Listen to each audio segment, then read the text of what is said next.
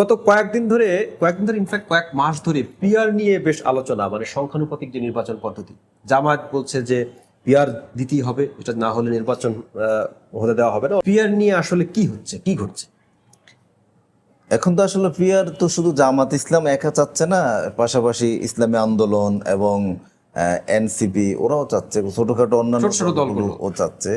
তো এখন পিয়ার পদ্ধতি হলে আসলে ওদের একটা সুবিধা যে ওরা ধরেন যদি মানে কিছু আসন পায় এবং ওরা সংসদে যেতে পারে, এতটুকুই।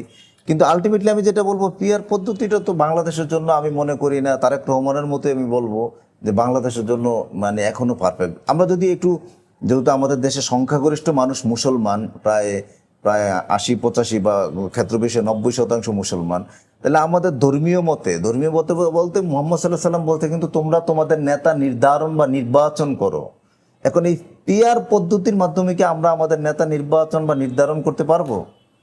আপনি বলবেন। তাইলে এই পদ্ধতিতে আমরা যদি না পারি, তাহলে আমরা যে ইলেকশন সিস্টেম, আমরা এটাই আমাদের জন্য সর্বোত্তম পন্থা। কারণ আমরা তো এখন এই যে খেলাফতি শাসন আমাদের এখানে নেই, পদ্ধতি বা প্রথাটা নেই, তাহলে আমরা ওই পদ্ধতিতে যেতে হবে, গণতান্ত্রিক পদ্ধতিতে। আর দেখেন আমাদের এই দেশে অনেক জনসংখ্যা, আমাদের নর্মালি আমাদের যে সমস্যাগুলো আমাদের লোকাল যে গভর্নমেন্ট আছে, মেম্বার আছে, চেয়ারম্যান আছে, উপজেলা চেয়ারম্যান, ওরা এই ফিল আপ করতে পারে না, সমাধানগুলো করতে পারে না। আমাদের কি করতে হয়, এদেরকে ওভারটেকিং করে বারবার এমপির কাছে চলে আসতে হয়, মেম্বার অফ পার্লামেন্টের কাছে।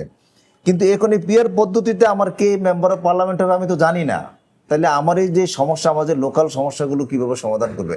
হ্যাঁ, আপনি হয়তো বলবেন যে এই এমপি তো মেম্বার অফ পার্লামেন্টের কাজ তো আমার লোকাল গভর্নমেন্টের সমস্যাগুলো সমাধান না, সেটা আমিও জানি। ওরা আইন প্রণয়ন করবে, ওরা আমাদের জন্য নতুন কিছু করবে, এই দেশের রাষ্ট্র পরিচালনা এবং রাষ্ট্র কাঠামোগত বেশ কিছু মানে পুনর্গঠন করবে, বিনির্মাণ করবে। এখন তারা এখানে যাবে কেন? কিন্তু আমাদের সিস্টেমটা তো এরকম হয় না, হচ্ছে না। এখানে বলা হচ্ছে দলগুলো প্রতিনিধি দিয়ে দেবে, মানে আপনি দলকে ভোট দেবেন এবং দলগুলো আপনার হয়ে সংসদে কারা যাবে সেটা নির্ধারণ করে দেবে। এখন দলগুলোর উপরে এইরকম মানে নির্ভর করা যাবে কি না? এত তো ভাই দেখেন, দল তো আরো বেশি ফ্যাসিস্ট হয়ে হয়তো উঠতে পারে অনেক সময় টাকা পয়সা নিয়ে কোনো সেটাই। এবং একটা লোক ধরেন সে মানে একজন খুনি, সে ডাকাত, সে অত্যাচারী, সে মানে ঘুষখোর, সে দুর্নীতিবাদ, ওভারঅল সে একজন খারাপ লোক, করাপ্টেড পারসন। এখন কি করলো, সেই লোকে কোনো কারণে ধরেন ওই দলীয় প্রধানের কাছে নিজের ইমেজটা ভালোভাবে তুলে ধরলো, আর 50 কোটি টাকা দিয়ে দিল, দলীয় প্রধানও ভাবলো সে ভালো এবং টাকার বিনিময়ে সে চলে আসলো। তাহলে এই পদ্ধতির ভিতর দিয়ে যদি যায়, তাহলে তো বাংলাদেশ একটা রাষ্ট্র হিসেবে দাঁড়াবে না। আমরা তো এখনো ধরেন আমাদের কনফিউশন বিভিন্ন ক্ষেত্রে যে এটা রাষ্ট্র হিসেবে কতটুকু দাঁড়াতে পেরেছে। এখন অনেক দেশে আবার পিয়ার আছে, ইউরোপের অনেক দেশে আছে, ইভেন শ্রীলঙ্কার যে নিয়মটা, আমি নিজেও একটু পিয়ার নিয়ে খোঁজখবর নিলাম, সেখানে দেখলাম যে পিয়ারের ওদের সিস্টেমটা খুব ইন্টারেস্টিং। ওরা হচ্ছে যে আপনার দলকে ভোট দিবে এবং সেই সঙ্গে ওদের প্রিফারেন্স ভোট আছে, অর্থাৎ দল 3 জনকে মনোনয়ন দেবে স্থানীয় পর্যায়ে এবং ওই 3 জনকে টিক চিহ্ন দিবে বা সমর্থন দেবে ভোটাররা। মানে দলের সঙ্গে প্রার্থী 3 জনের মধ্যে যিনি সবচেয়ে বেশি এগিয়ে থাকবেন তাকে ওই এলাকার এমপি ঘোষণা করা হবে। এটা কিন্তু একটা সিস্টেম আছে শ্রীলঙ্কায়। এখন দেখেন শ্রীলঙ্কাতে জনসংখ্যা কেমন, আমাদের জনসংখ্যা কেমন। আমাদের ধরেন প্রতি কাইকে জনসংখ্যা পায়ের সঙ্গে আসে আটকায়। এখন আমরা আমাদের যেমন আমরা যদি ধরি, এখন বড় দল হিসেবে আমাদের সামনে এখন বিএনপি। ধরেন আমার এলাকায় বিএনপির ক্যান্ডিডেট টোটাল এই মুহূর্তে 6 থেকে 7 জন। তাইলে এখন ওরা নিজেরই তো একটা গ্রুপিং এর মধ্যে আছে, মানে গ্রুপিং মানে মানে এ যাচ্ছে সে পাবে, সে যাচ্ছে সে পাবে, মানে এক ধরনের দলীয় এটা মানে ঝামেলা হচ্ছে। ওই পদ্ধতিটা হলো যে আরো নিশ্চিত ভাবে যে এটা আমি এখন টিক দিলেই আমি এমপি, মানে আমার এখানে টাকা খরচ করতে হচ্ছে না, আমার এখানে দলাদলি বা কোন দল বা ঝামেলা ইত্যাদি করতে হচ্ছে না, আমি এখন টিক দিলেই এটা। তার এর বিনিময়ে দেখা গেছে আরো বেশি একজন দুর্বল এবং মানে বিত্তবান ওই লোকে কি করবে, আরো বেশি টাকা ছাড়বে মারামারির জন্য, সে আরো কিছু লোক ফিট করবে। কারণ ওইভাবে ওইটা করলেই তো আমি নমিনেশনটা পেয়ে যাবো, আমি এমপিটা হয়ে যাচ্ছি।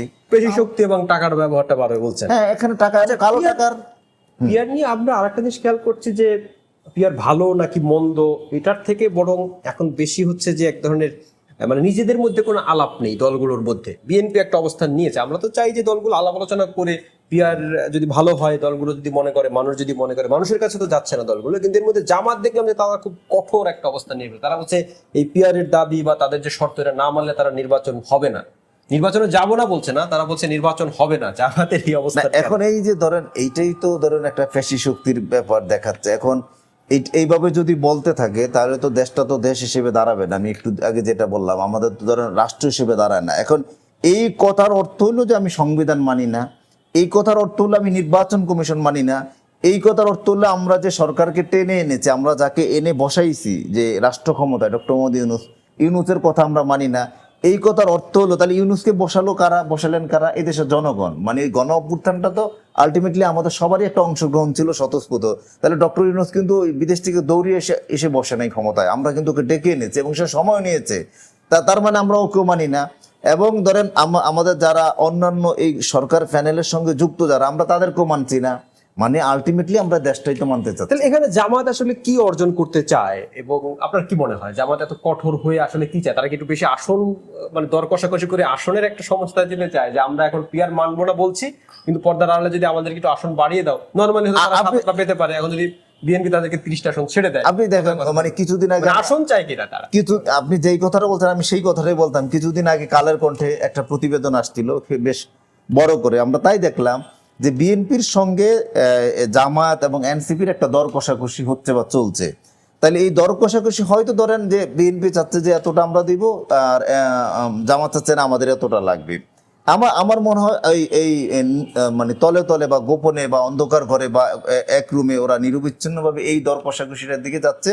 বলে এইটা একটা মানে একদম threatening। বিএনপিকে চাপে রাখা। হ্যাঁ, এটা একটা থ্রেটিং, কারণ ওরা জানে যে এই মুহূর্তে বিএনপি এক ধরনের বিপদে আছে। কারণ এই মুহূর্তে জামাত বা এনসিপি যদি নির্বাচনে না আসে, বা অন্য দলগুলো যদি, ছোটখাটো দলগুলো যদি নির্বাচনে না আসে, তাহলে বিএনপি কাকে নিয়ে নির্বাচন করবে?